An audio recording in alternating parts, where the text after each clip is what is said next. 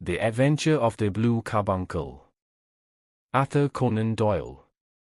I had called upon my friend Sherlock Holmes upon the second morning after Christmas, with the intention of wishing him the compliments of the season. He was lounging upon the sofa in a purple dressing gown, a pipe rack within his reach upon the right, and a pile of crumpled morning papers, evidently newly studied, near at hand. Beside the couch was a wooden chair, and on the angle of the back hung a very seedy and disreputable hard-felt hat, much the worse for wear, and cracked in several places. A lens and a forceps lying upon the seat of the chair suggested that the hat had been suspended in this manner for the purpose of examination. "You are engaged," said I. "Perhaps I interrupt you." "Not at all. I am glad to have a friend with whom I can discuss my results. The matter is a perfectly trivial one."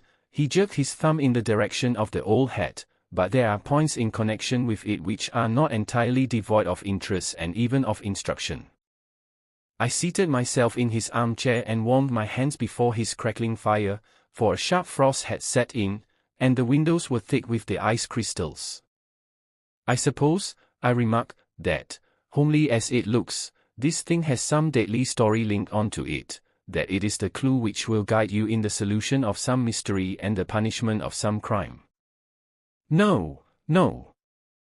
No crime," said Sherlock Holmes, laughing.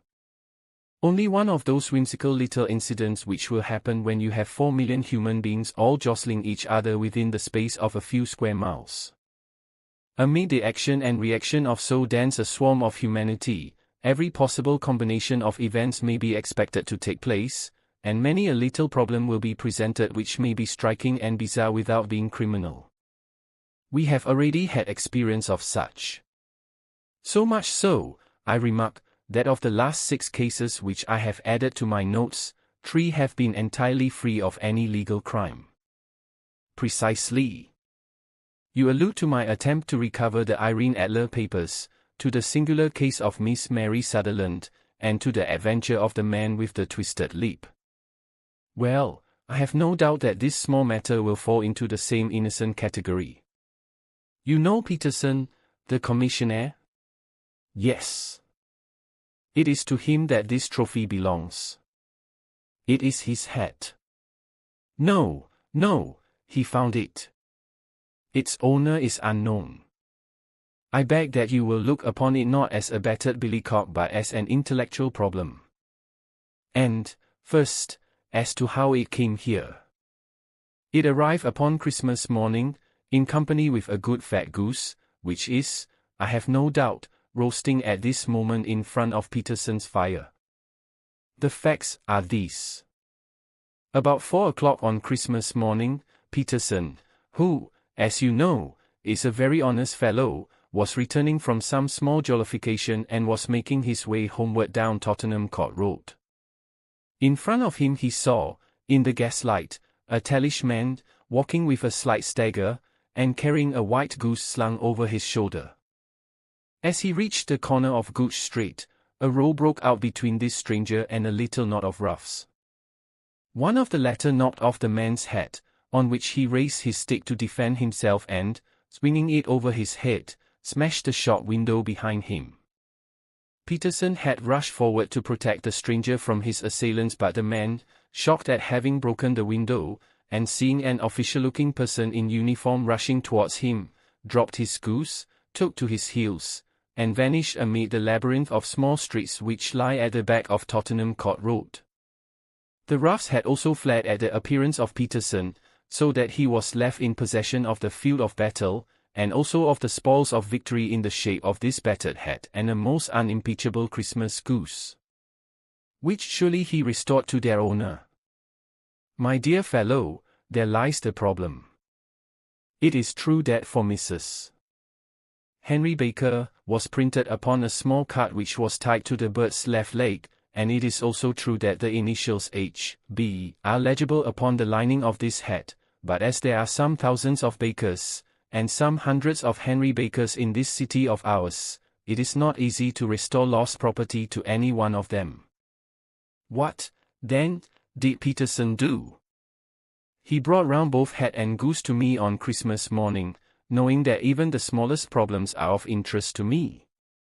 The goose we retained until this morning, when there were signs that, in spite of the slight frost, it would be well that it should be eaten without unnecessary delay.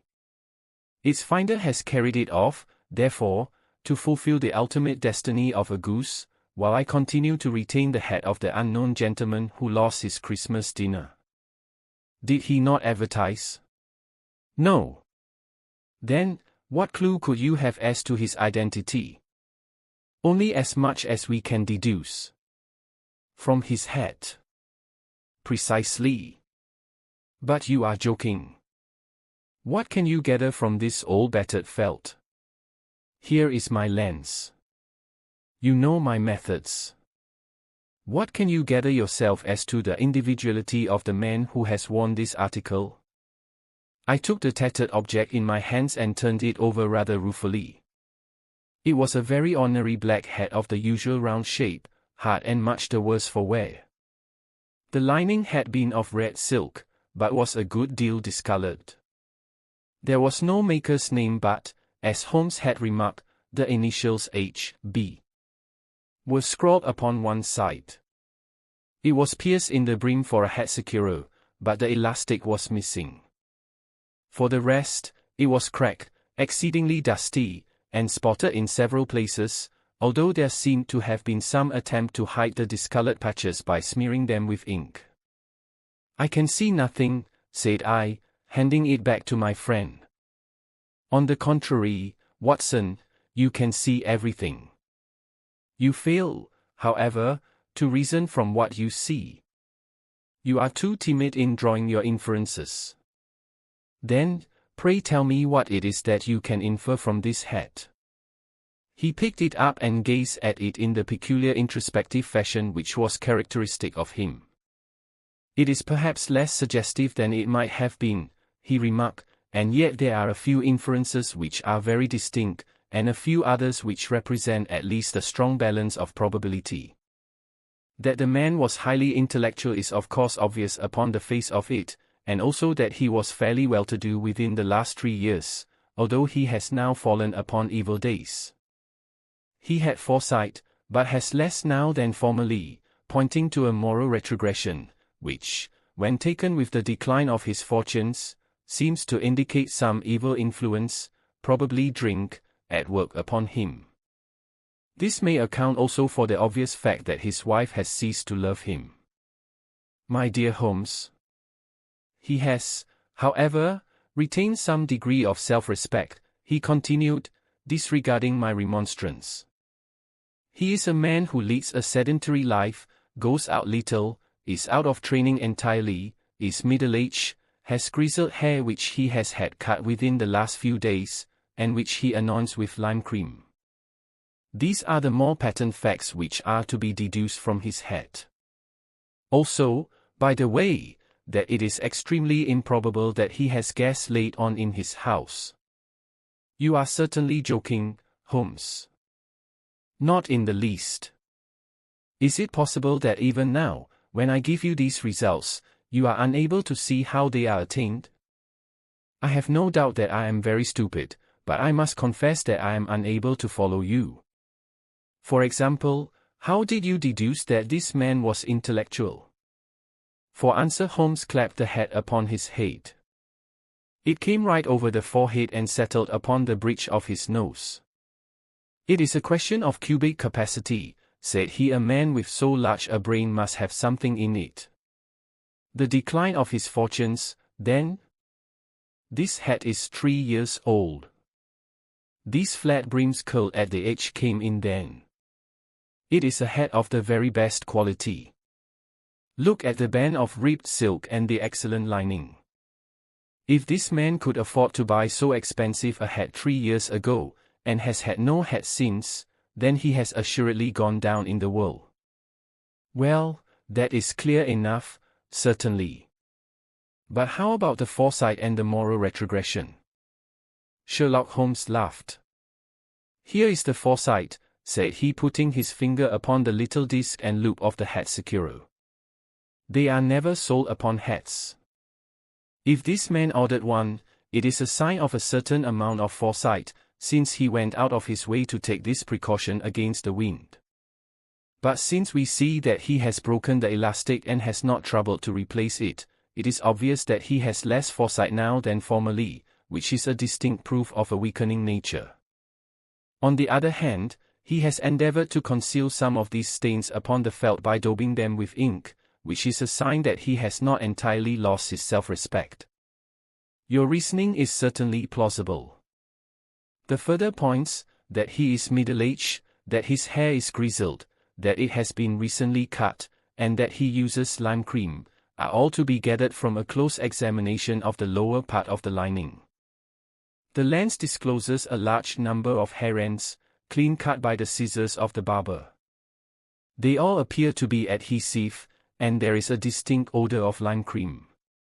This dust, you will observe, is not the gritty, grey dust of the street but the fluffy brown dust of the house, showing that it has been hung up indoors most of the time, while the marks of moisture upon the inside are proof positive that the wearer perspired very freely, and could therefore hardly be in the best of training. But his wife, you said that she had ceased to love him. This hat has not been brushed for weeks. When I see you, my dear Watson, with a week's accumulation of dust upon your hat, and when your wife allows you to go out in such a state, I shall fear that you also have been unfortunate enough to lose your wife's affection. But he might be a bachelor.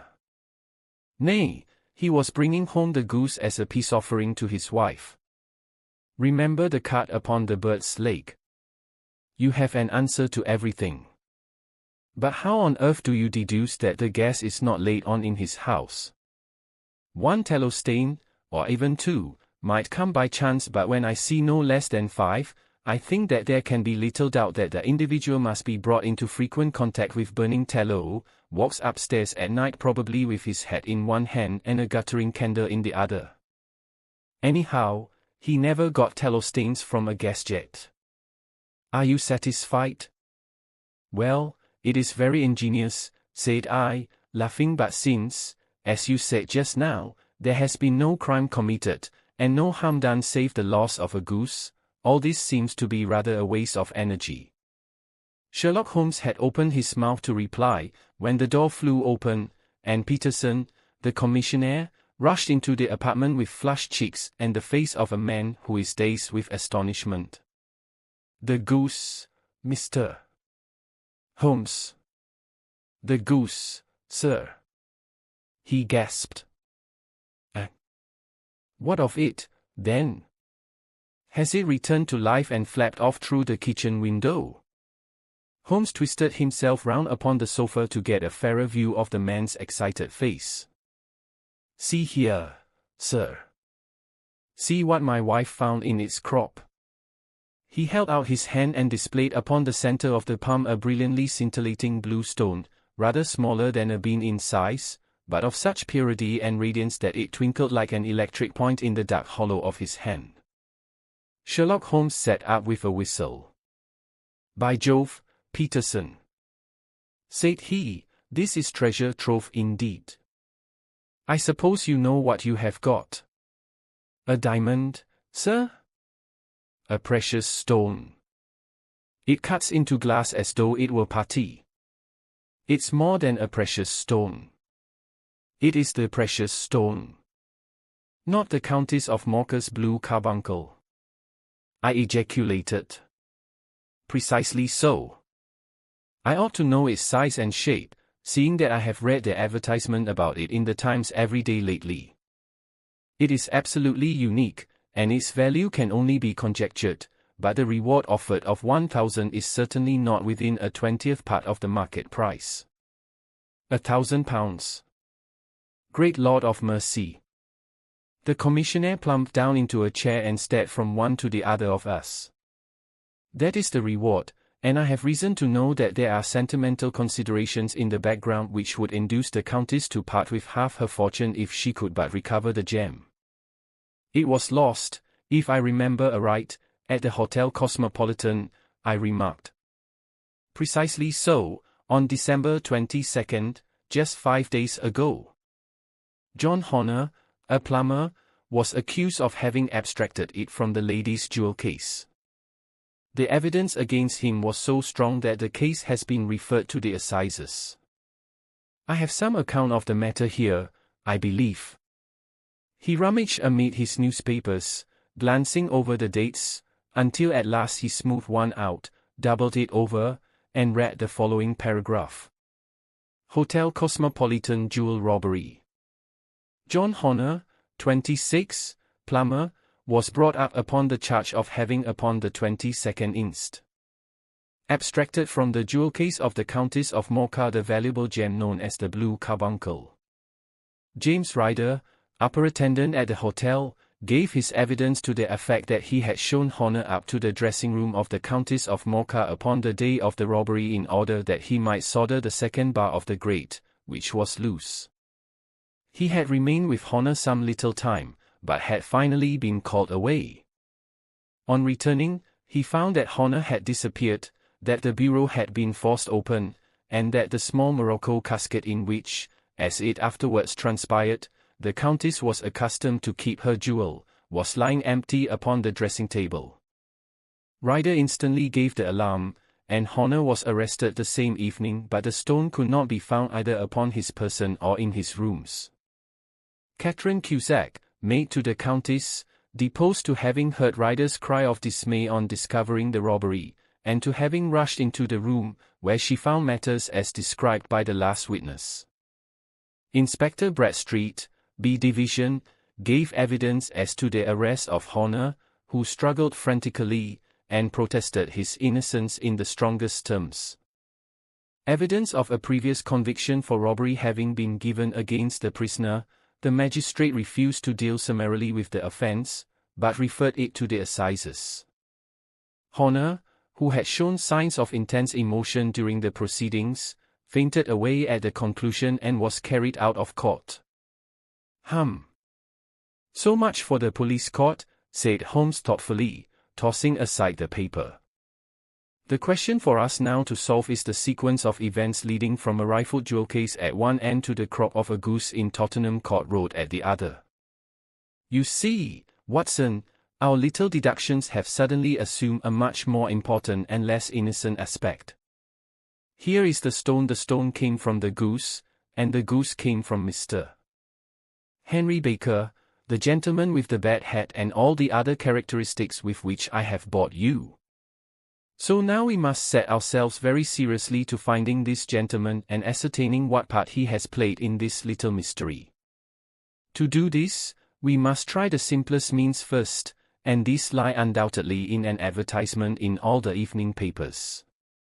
If this fail, I shall have recourse to other methods. What will you say? Give me a pencil and that slip of paper. Now, then. Found at the corner of Gooch Street, a goose and a black felt hat. Mr. Henry Baker can have the same by applying at 6.30 this evening at 221B, Baker Street. That is clear and concise. Very. But will he see it? Well, he is sure to keep an eye on the papers, since, to a poor man, the loss was a heavy one. He was clearly so scared by his mischance in breaking the window and by the approach of Peterson that he thought of nothing but flight, but since then he must have bitterly regretted the impulse which caused him to drop his bird. Then, again, the introduction of his name will cause him to see it, for everyone who knows him will direct his attention to it. Here you are, Peterson, run down to the advertising agency and have this put in the evening papers. In which, sir? Oh, in the Globe, Star, Pall Mall, St. James's, Evening News, Standard, Echo, and any others that occur to you. Very well, sir. And this stone? Oh, yes, I shall keep the stone. Thank you.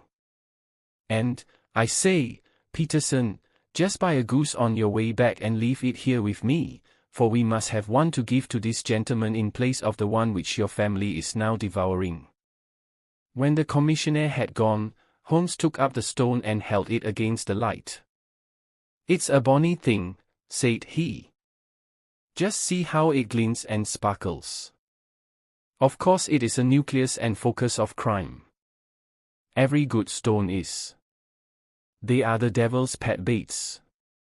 In the larger and older jewels every facet may stand for a bloody deed. This stone is not yet 20 years old. It was found in the banks of the Amoy River in southern China and is remarkable in having every characteristic of the carbuncle, save that it is blue in shade instead of ruby red. In spite of its youth, it has already a sinister history. There have been 2 murders, a vitriol throwing, a suicide, and several robberies brought about for the sake of this 40-grain weight of crystallized charcoal. Who would think that so pretty a toy would be a purveyor to the gallows and the prison? I'll lock it up in my strong box now and drop a line to the Countess to say that we have it. Do you think that this man Horner is innocent? I cannot tell. Well, then, do you imagine that this other one, Henry Baker, had anything to do with the matter? It is, I think, much more likely that Henry Baker is an absolutely innocent man, who had no idea that the bird which he was carrying was of considerably more value than if it were made of solid gold. That, however, I shall determine by a very simple test if we have an answer to our advertisement. And you can do nothing until then? Nothing. In that case I shall continue my professional round.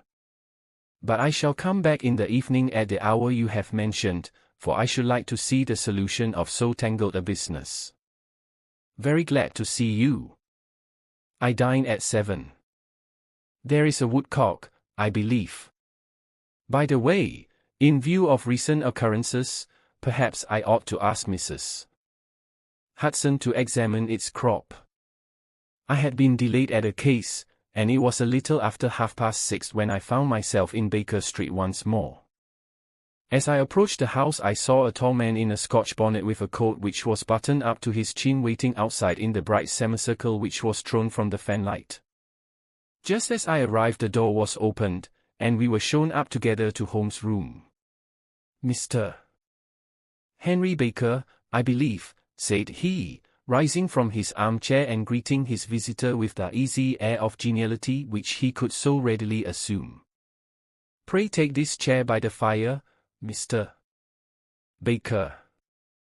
It is a cold night, and I observe that your circulation is more adapted for summer than for winter. Oh, Watson, you have just come at the right time.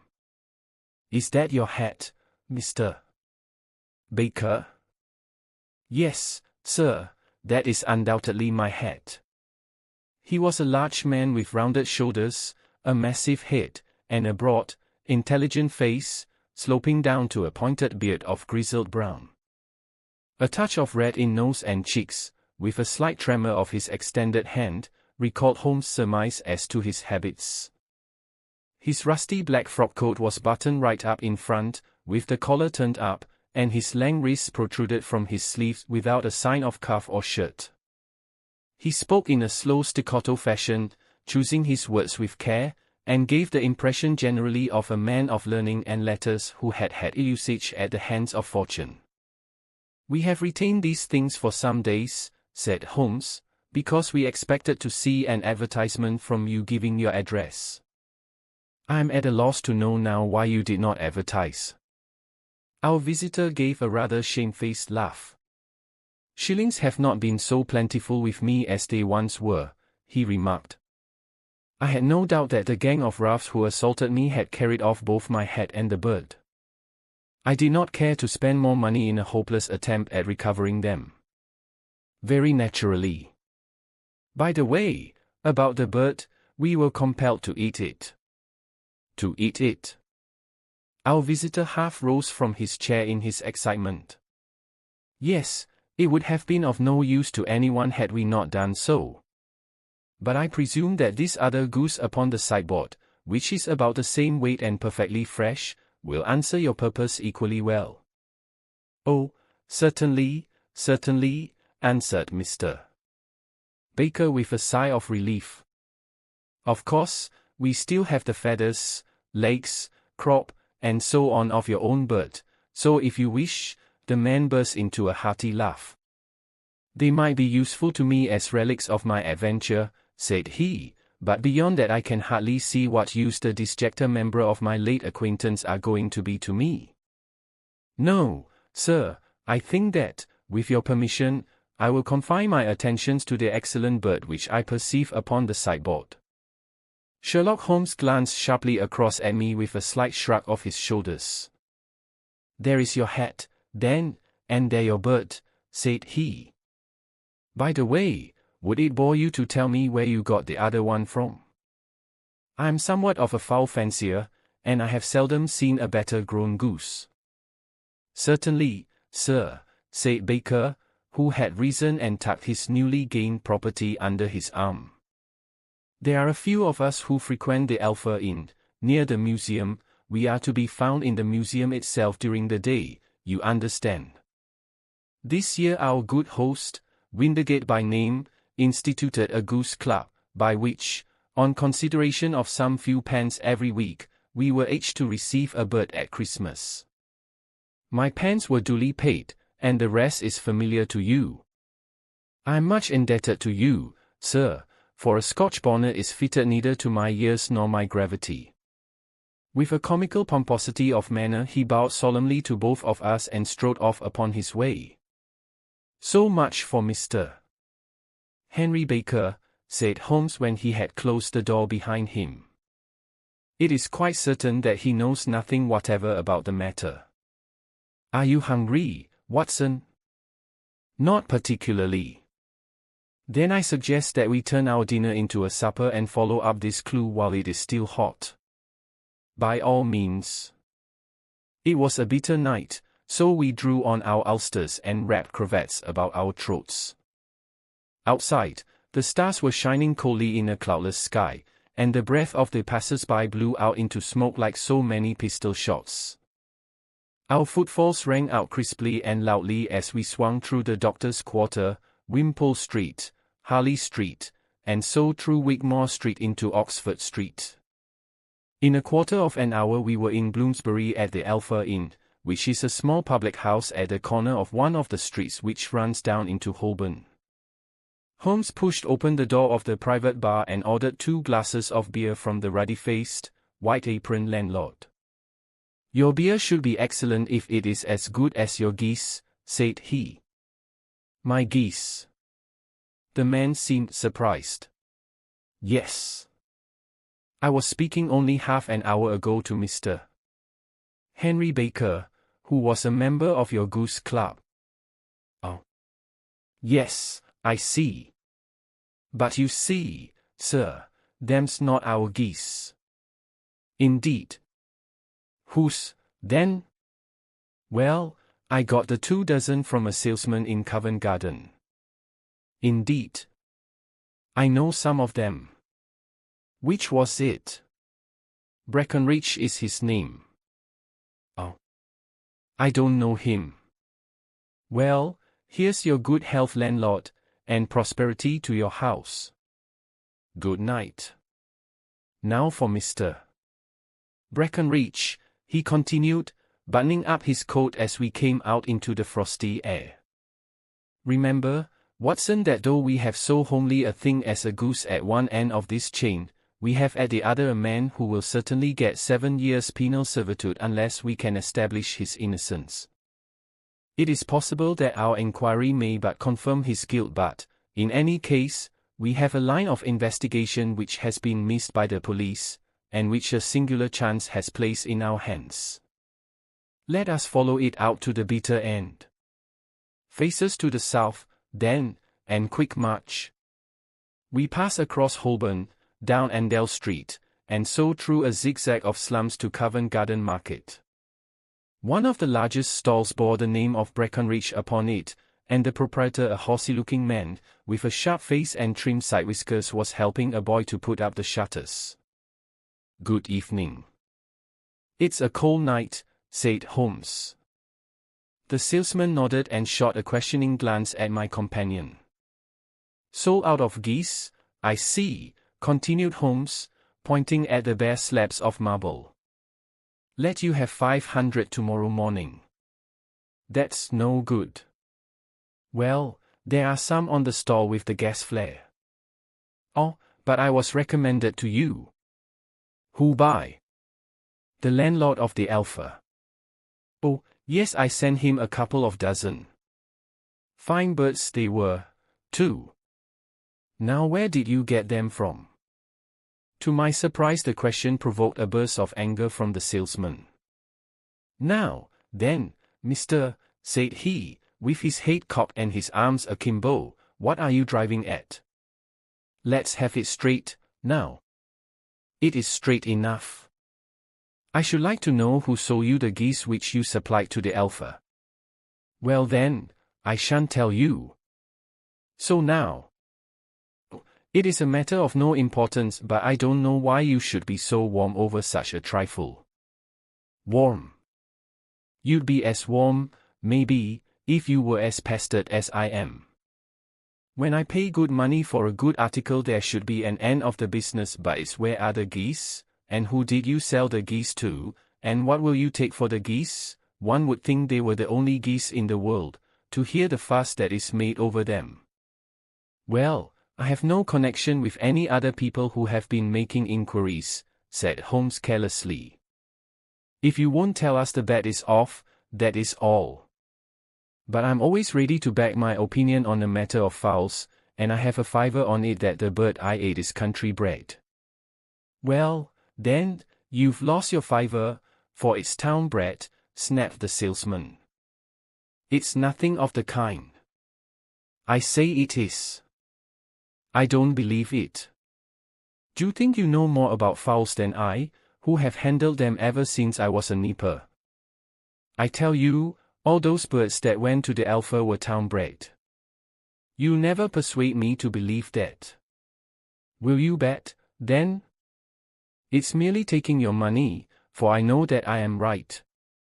But I'll have a sovereign on with you, just to teach you not to be obstinate.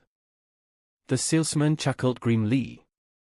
Bring me the books, Bill, said he. The small boy brought round a small thin volume and a great greasy-backed one, laying them out together beneath the hanging lamp. Now then, Mr. Cocksure, said the salesman, I thought that I was out of geese, but before I finish you'll find that there is still one left in my shop. You see this little book? Well, that's the list of the folk from whom I buy. Do you see? Well, then, here on this page are the country folk, and the numbers after their names are where their accounts are in the big ledger. Now, then. You see this other page in red ink?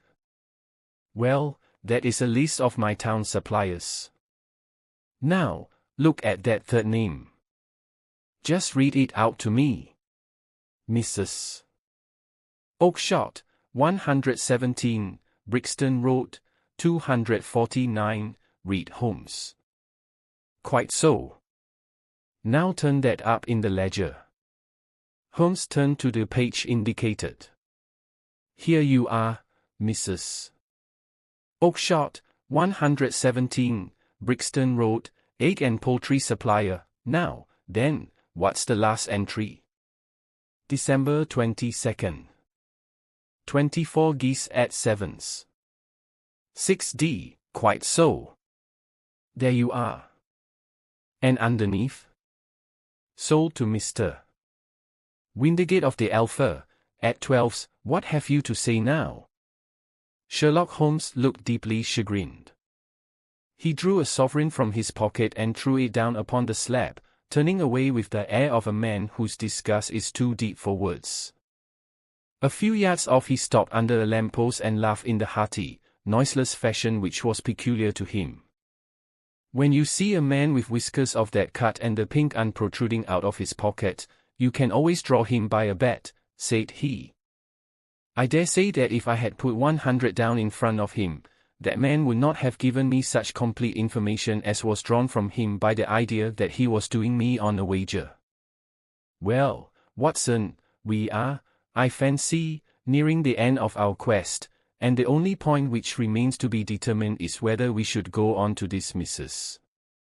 Oakshott tonight, or whether we should reserve it for tomorrow. It is clear from what that silly fellow said that there are others besides ourselves who are anxious about the matter, and I should—" His remarks were suddenly cut short by a loud hubbub which broke out from the stall which we had just left. Turning round, we saw a little red-faced fellow standing in the center of the circle of yellow light which was thrown by the swinging lamp, while Breckenridge, the salesman, framed in the door of his stall, was shaking his fists fiercely at the cringing figure. "I've had enough of you and your geese," he shouted. "I wish you were all at the devil together. If you come pestering me any more with your silly talk, I'll set the dog at you. You bring Mrs. Oakshott here and I'll answer her, but what have you to do with it? Did I buy the geese off you?" "No, but one of them was mine all the same," whined the little man. "Well, then, ask Mrs. Oakshott for it. She told me to ask you." "Well, you can ask the King of Prussia, for all I care. I've had enough of it. Get out of this." He rushed fiercely forward, and the inquirer flitted away into the darkness. "How? This may save us a visit to Brixton Road," whispered Holmes. "Come with me, and we will see what is to be made of this fellow." Striding through the scattered knots of people who lounged round the flaring stalls, my companion speedily overtook the little man and touched him upon the shoulder.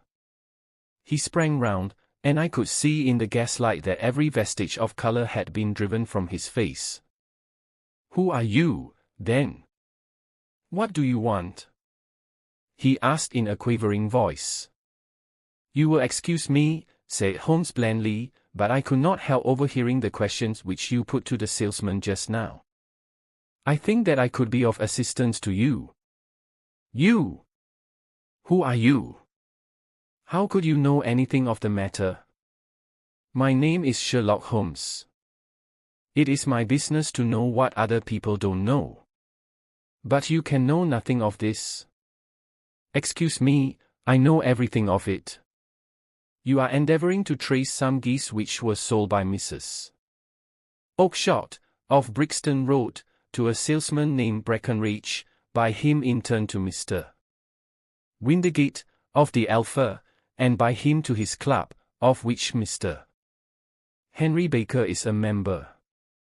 "Oh, sir, you are the very man whom I have longed to meet," cried the little fellow with outstretched hands and quivering fingers. "I can hardly explain to you how interested I am in this matter." Sherlock Holmes hailed a four-wheeler which was passing.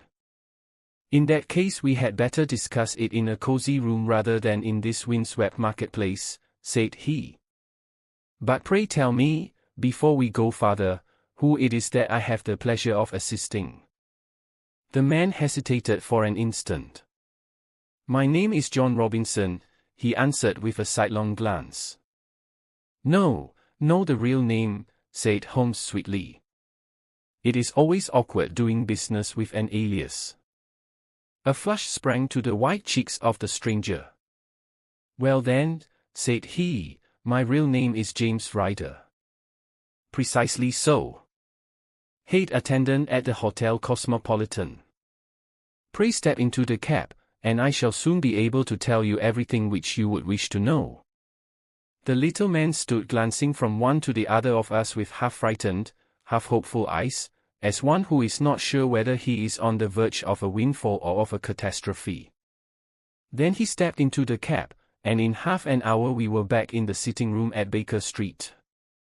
Nothing had been said during our drive, but the high, thin breathing of our new companion, and the claspings and unclaspings of his hands, spoke of the nervous tension within him.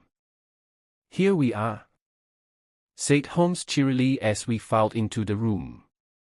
"The fire looks very seasonable in this weather. You look cold, Mr. Ryder. Pray take the basket chair.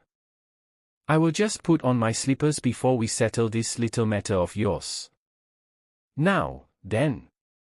You want to know what became of those geese?" "Yes, sir. Or rather, I fancy, of that goose." It was one bird, I imagine, in which you were interested, white, with a black bar across the tail. Ryder quivered with emotion. "Oh, sir," he cried, "can you tell me where it went to?" "It came here." "Here?" "Yes, and a most remarkable bird it proved. I don't wonder that you should take an interest in it. It laid an egg after it was dead, the bonniest, brightest little blue egg that ever was seen. I have it here in my museum." Our visitor staggered to his feet and clutched the mantelpiece with his right hand. Holmes unlocked his strongbox and held up the Blue Carbuncle, which shone out like a star, with a cold, brilliant, many-point radiance. Ryder stood glaring with a drawn face, uncertain whether to claim or to disown it. "The game's up, Ryder," said Holmes quietly. "Hold up, man, or you'll be into the fire. Give him an arm back into his chair, Watson. He's not got blood enough to go in for felony with impunity. Give him a dash of brandy. So. Now he looks a little more human. What a shrimp it is, to be sure." For a moment he had staggered and nearly fallen, but the brandy brought a tinge of color into his cheeks, and he sat staring with frightened eyes at his accuser. "I have almost every link in my hands, and all the proofs which I could possibly need, so there is little which you need tell me. Still, that little may as well be cleared up to make the case complete. You had heard, Ryder, of this blue stone of the Countess of Morcus?" "It was Catherine Cusack who told me of it," said he in a crackling voice. "I see, her ladyship's waiting maid. Well, the temptation of sudden wealth so easily acquired was too much for you, as it has been for better men before you, but you were not very scrupulous in the means you used. It seems to me, Ryder, that there is the making of a very pretty villain in you. You knew that this man Honor, the plumber, had been concerned in some such matter before, and that suspicion would rest the more readily upon him. What did you do, then? You made some small job in my lady's room, you and your confederate Cusack, and you managed that he should be the man sent for. Then, when he had left, you rifled the jewel case, raised the alarm, and had this unfortunate man arrested. You then," Ryder threw himself down suddenly upon the rug and clutched at my companion's knees. "For God's sake, have mercy!" he shrieked. "Think of my father. Of my mother. It would break their hearts. I never went wrong before. I never will again. I swear it. I'll swear it on a Bible. Oh, don't bring it into court. For Christ's sake, don't. Get back into your chair," said Holmes sternly. "It is very well to cringe and crawl now, but you thought little enough of this poor Honor in the dock for a crime of which he knew nothing. I will fly, Mr. Holmes. I will leave the country, sir. Then the charge against him will break down. We will talk about that. And now let us hear a true account of the next act. How came the stone into the goose, and how came the goose into the open market? Tell us the truth, for there lies your only hope of safety." Ryder passed his tongue over his parched lips. "I will tell you it just as it happened, sir," said he. "When Honor had been arrested, it seemed to me that it would be best for me to get away with the stone at once, for I did not know at what moment the police might not take it into their heads to search me and my room. There was no place about the hotel where it would be safe. I went out, as if on some commission, and I made for my sister's house. She had married a man named Oakshott, and lived in Brixton Road, where she fattened fowls for the market. All the way there every man I met seemed to me to be a policeman or a detective, and, for all that it was a cold night, the sweat was pouring down my face before I came to the Brixton Road. My sister asked me what was the matter, and why I was so pale, but I told her that I had been upset by the jewel robbery at the hotel. Then I went into the backyard and smoked a pipe and wondered what it would be best to do. I had a friend once called Maudsley, who went to the bed, and has just been serving his time in Pentonville. One day he had met me, and fell into talk about the ways of thieves, and how they could get rid of what they stole. I knew that he would be true to me, for I knew one or two things about him, so I made up my mind to go right on to Kilburn, where he lived, and take him into my confidence. He would show me how to turn the stone into money. But how to get to him in safety? I thought of the agonies I had gone through in coming from the hotel. I might at any moment be seized and searched, and there would be the stone in my waistcoat pocket. I was leaning against the wall at the time and looking at the geese which were waddling about round my feet, and suddenly an idea came into my head which showed me how I could be the best detective that ever lived. My sister had told me some weeks before that I might have the pick of her geese for a Christmas present, and I knew that she was always as good as her word. I would take my goose now, and in it I would carry my stone to Kilburn. There was a little shed in the yard, and behind this I drove one of the birds, a fine big one, white, with a barred tail. I caught it, and prying its bill open, I thrust the stone down its throat as far as my finger could reach. The bird gave a gulp, and I felt the stone pass along its gullet and down into its crop. But the creature flapped and struggled, and out came my sister to know what was the matter. As I turned to speak to her, the brute broke loose and fluttered off among the others. "Whatever were you doing with that bird, Jem?" says she. "Well," said I, "you said you'd give me one for Christmas, and I was feeling which was the fattest." "Oh," says she, "we've set yours aside for you, Jem's bird, we call it.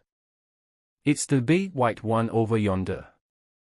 There's 26 of them, which makes one for you, and one for us, and 24 for the market." "Thank you, Maggie," says I, "but if it is all the same to you, I'd rather have that one I was handling just now." "The other is a good 3 pound heavier," said she, "and we fattened it expressly for you." "Never mind. I'll have the other, and I'll take it now," said I. "Oh, just as you like," said she, a little huffed. "Which is it you want, then?" "That white one with the barred tail, right in the middle of the flock." "Oh, very well. Kill it and take it with you." Well, I did what she said, Mr. Holmes, and I carried the bird all the way to Kilburn. I told my pal what I had done, for he was a man that it was easy to tell a thing like that to. He laughed until he choked, and we got a knife and opened the goose. My heart turned to water, for there was no sign of the stone, and I knew that some terrible mistake had occurred. I left the bird, rushed back to my sister's, and hurried into the backyard. There was not a bird to be seen there. "Where are they all, Maggie?" I cried. "Gone to the dealers, Jem." "Which dealers?" "Breckenridge, of Covent Garden." "But was there another with a barred tail?" asked. "The same as the one I chose?" "Yes, Jem, there were 2 barred-tailed ones, and I could never tell them apart." "Well, then, of course I saw it all, and I ran off as hard as my feet would carry me to this man Breckenridge, but he had sold a lot at once, and not one word would he tell me as to where they had gone." "You heard him yourselves tonight." "Well, he has always answered me like that. My sister thinks that I am going mad. Sometimes I think that I am myself. And now I am myself a branded thief, without ever having touched the wealth for which I sold my character. God help me! God help me!" He burst into convulsive sobbing, with his face buried in his hands. There was a long silence, broken only by his heavy breathing and by the measured tapping of Sherlock Holmes' fingertips upon the edge of the table. Then my friend rose and threw open the door. "Get out," said he. "What, sir?" "Oh, heaven bless you! No more words. Get out." And no more words were needed. There was a rush, a clatter upon the stairs, the bang of a door, and the crisp rattle of running footfalls from the street. "After all, Watson," said Holmes, reaching up his hand for his clay pipe, "I'm not retained by the police to supply their deficiencies.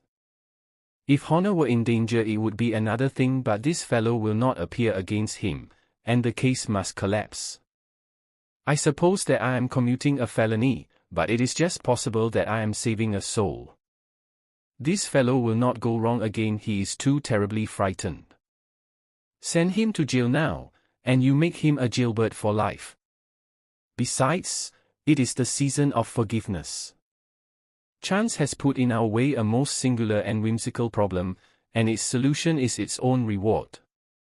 If you will have the goodness to touch the bell, Doctor, we will begin another investigation, in which, also a bird will be the chief feature." One mystery ends, another begins. Subscribe, and we'll see you in the next story.